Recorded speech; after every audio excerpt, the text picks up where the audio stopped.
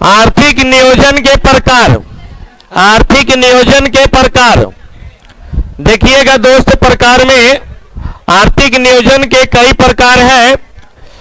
ये नया फैक्ट बता रहे हैं, आज तक किसी बैच में नहीं बताया था। पहला दोस्त है प्रक्रिया के आधार पे, प्रक्रिया के आधार पर। तो प्रक्रिया के आधार पे दो प्रकार का होता है दोस्त, एक होगा केंद्रीकृत, केंद्रीकृत, और दूसरा होता है विकेंद्रीकृत, यानी सेंट्रलाइज और डिसेंट्रलाइज। ठीक है, प्रक्रिया के आधार पे फिर हो जाएगा आपका अवधि के आधार पे, अवधि के आधार पर, अवधि के आधार पे तीन प्रकार का होगा, एक दीर्घ अवधि, दूसरा होगा अनवरत, अनवरत, और तीसरा होगा अल्पकालिक, अल्पकालिक, और एक होगा तीसरा क्षेत्र के आधार पर, क्षेत्र के आधार पर, क्षेत्र के आधार पे दो प्रकार का होगा, एक होगा राष्ट्रीय और दूसरा होगा क्षेत्रीय, क्षेत्रीय प्लानिंग, राष्ट्रीय प्लानिंग। ठीक है, देखिए क्लासिफिकेशन ऑफ इकोनॉमिक प्लानिंग है ना, ये आर्थिक नियोजन के वर्गीकरण, आर्थिक नियोजन के वर्गीकरण तीन आधार पे किया गया है। बात को पहले समझिए फिर लिखिएगा, है ना, लिखने पे जोर एकदम नहीं देना है दोस्त, है ना। लिखा हुआ दुनिया में 1000 से ज्यादा, 1 लाख से ज्यादा किताब है, और हमें एगो हमरो मटेरियल मार्केट में है। ठीक है, लेकिन वो मैटर नहीं करता है। अगर किताब रखे से, जमा करे से, स्टोर करे से अगर आप ज्ञानवान हो जाते तो छोटू जी का बेटा आईएएस होता, मतलब बुक विक्रेता का बेटा आईएएस होता। ध्यान दिया जाए तो हम लोग देखा कि नियोजन के कितने वर्गीकरण, 3 है ना। पहला देखा, दूसरा देखा, तीसरा देखा, है ना। प्रक्रिया के आधार पर कितने भागों में, पहला 2, दूसरा 2, पहला, दूसरा, तीसरा का क्या है ना। तो पहला इसका क्या होगा, दूसरा, तीसरा, है ना, पहला, दूसरा, तीसरा। क्षेत्र के आधार पे कितने भागों में, क्षेत्र के आधार पे कितने भागों में, पहला, दूसरा, पहला, दूसरा। क्लियर है, चलो ध्यान दिया जाए। अब इसमें देखना है प्रक्रिया के आधार पे दो भागों में बांटा गया है। तो पहला केंद्रीकृत, दूसरा विकेंद्रीकृत आर्थिक नियोजन। सब में नीचे में जुटेगा आर्थिक नियोजन, है ना। मैंने नहीं लिखा क्योंकि पीछे वाले को छोटा हो जाता है तो वो दिखता नहीं उसको। ठीक है, केंद्रीकृत आर्थिक नियोजन और विकेंद्रीकृत आर्थिक नियोजन।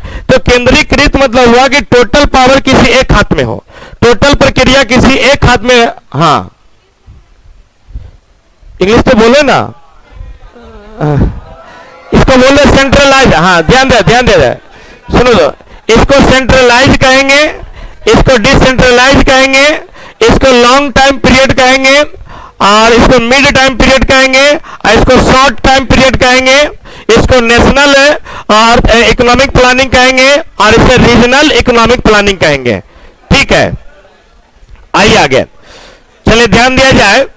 तो हम लोग देख रहे थे प्रक्रिया के आधार पर दो भागों में, सेंट्रलाइज और डिसेंट्रलाइज, केंद्रीकृत और विकेंद्रीकृत। तो हम ये गप कर रहे थे कि जब सारी प्रक्रिया किसी एक व्यक्ति, एक पर्सन के हाथ में हो तो उसे केंद्रीकृत कहते हैं, है ना। जैसे आपका मान लीजिए जैसे मोदी जी देश चला रहे हैं, तो देश चलाने के लिए बहुत सारे विंग हैं, विदेश मंत्रालय, रक्षा मंत्रालय, गृह मंत्रालय, ऐसे बहुत सारे मंत्रालय है। तो ये मंत्रालय टोटल अगर किसी एक व्यक्ति के हाथ में रहता, मोदी जी के हाथ में रहता, तो वो केंद्रीकृत कहलाता।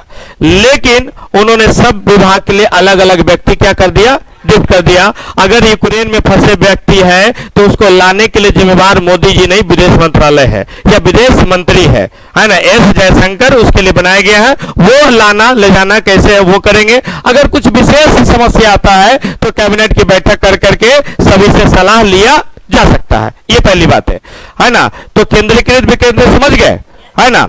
और केंद्रीकरण मतलब टोटल डिसीजन एक ही व्यक्ति लेगा तो केंद्रीकृत, और विकेंद्रीकरण मतलब हुआ कि सबका पार्ट बटा हुआ है, अपने अपने क्षेत्र में अपना अपना डिसीजन लेगा तो वो कहलाएगा विकेंद्रीकृत। जैसे भारत एक विशाल देश है, अब देश लेवल की अगर बात होगा तो मोदी जी लेंगे, राज्य लेवल की बात होगा नीतीश जी लेंगे, क्षेत्र लेवल की बात होगा तो हमारा मेयर लेगा, मेयर सीता साहू लेंगे, अगर हमारे मोहल्ला लेवल का होगा वार्ड पार्षद लेंगे। ये सबका डिसीजन पावर दिया हुआ, ठीक है। तो ये है विकेंद्रीकृत, ये है विकेंद्रीकृत, ठीक है। अब हमें नाली बनवाना है तो प्रधानमंत्री को कहेंगे, है ना। कचरा नहीं उठाए मेरे मोहल्ला से तो हम प्रधानमंत्री को कहेंगे, नीतीश कुमार को कहेंगे, मुख्यमंत्री को कहेंगे, नहीं कहेंगे, हम अपने वार्ड पार्षद को कहेंगे। हमारा बेटा का जन्म प्रमाण पत्र नहीं बना है तो हम नीतीश कुमार को कहेंगे, हाँ, या नरेंद्र मोदी कहेंगे कि मेरा बेटा लॉकडाउन में आया, आपकी वजह से आया, आप जन्म प्रमाण नहीं बना रहे हो, है ना। वार्ड पार्षद को कहेंगे कि आप ऐसे कि बनवाइए मेरा ये, ठीक है। तो बात समझ गए, यानी जब सबका अलग अलग काम और क्षेत्र अधिकार बटा हो तो विकेंद्रीकृत, और सब एक ही आदमी में हो, ठीक है। तो भारत में दोनों चीजें हैं, जब विशेष स्थिति होता है, आपात वाला स्थिति होता है तो भारत केंद्रीकृत हो जाता है, और ऐसे नॉर्मल स्थिति रहता है तो विकेंद्रीकृत। स्थिति समान चल रहा था, सब कोई अपना अपना काम कर रहा है, अपना अपना डिसीजन लेता है, मुख्यमंत्री अपना डिसीजन लेते हैं, वार्ड पार्षद अपना लेते हैं, मेयर अपना लेते हैं, प्रधानमंत्री अपना लेते हैं। लेकिन जब देश में आपात आ जाए, संकट आ जाए, तो वहां पे सेंट्रल पावर एक्टिव हो जाता है। जैसे कोरोना काल में देश में लॉकडाउन होगा कि नहीं होगा, एक बार में मोदी जी आए, भाई हम बनो, है ना, जनता कर्फ्यू के बाद, है ना, ये लॉकडाउन बढ़ाई जाती है 21 दिनों के लिए, 21 करते करते, है ना, 7-8 महीना चले गए, ठीक है। तो ये आपका जब होता है, फिर देश में कोई हमला हो जाए, कोई आर्थिक क्राइसिस आ जाए तो वहां पर डिसीजन है जो लेते हैं केंद्रीय, मतलब है कि पावर, शक्ति। तो ये समझ गए दोनों, कोई दिक्कत। चलिए आते अगला, अवधि के आधार पे, पीरियड के आधार पे, base on period. Base on period में पहला जो देश है लॉन्ग टाइम, मतलब दीर्घावधि, है ना। भारत में पहला राष्ट्रीय विकास योजना 2000 में बना, 2000 में बना, तो इसमें जो बना 2070 तक के भारत को विकास करने का लक्ष्य रखा गया।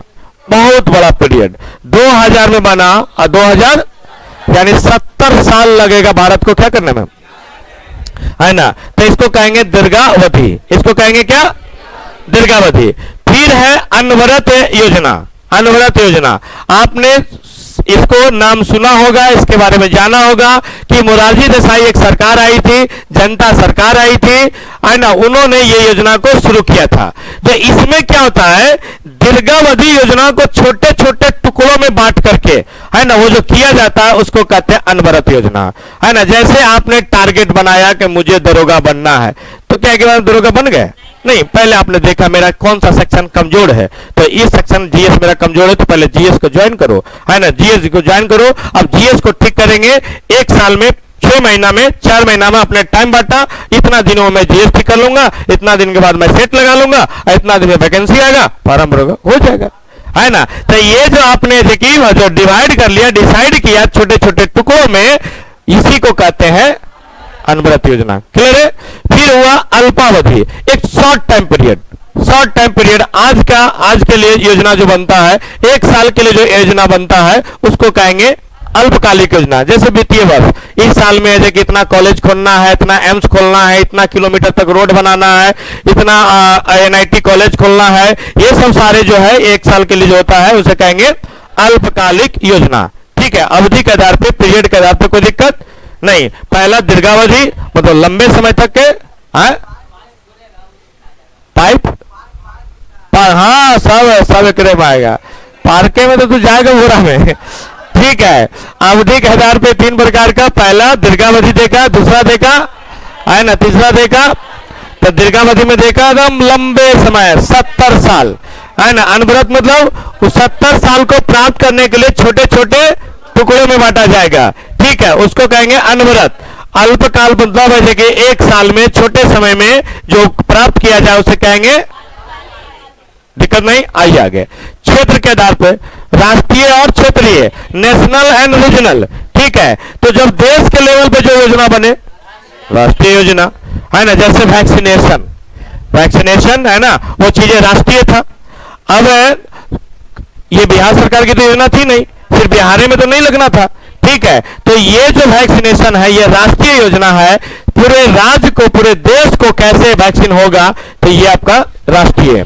दूसरा क्षेत्रीय, क्षेत्रीय किसी खास क्षेत्र में कोई काम हो रहा है, कोई बीमारी हो रहा है, तो उस क्षेत्र के लिए जो योजना बनेगा उसे कहेंगे क्षेत्रीय योजना, उसे कहेंगे। जैसे मान लीजिए बिहार, बिहार बाढ़ और सुखाड़ से परेशान रहता है, बिहार बाढ़ और सुखाड़ से परेशान रहता है, तो भारत सरकार बिहार को बाढ़ और सुखाड़ से बचाने के लिए नेपाल में जाकर के हनुमान नगर में जाके कोसी बांध बनाया, कोसी डैम बनाया। तो इस बांध बनने से पूरे देश को लाभ नहीं होगा, बिहार का भी उत्तरी बिहार, बिहार का भी उत्तरी बिहार का जो कुछ जिले हैं, 7-8 जिले, उन जिलों को ही लाभ होगा, किसी खास क्षेत्र को लाभ होगा, तो उसको कहेंगे क्षेत्रीय विकास, उसको कहेंगे।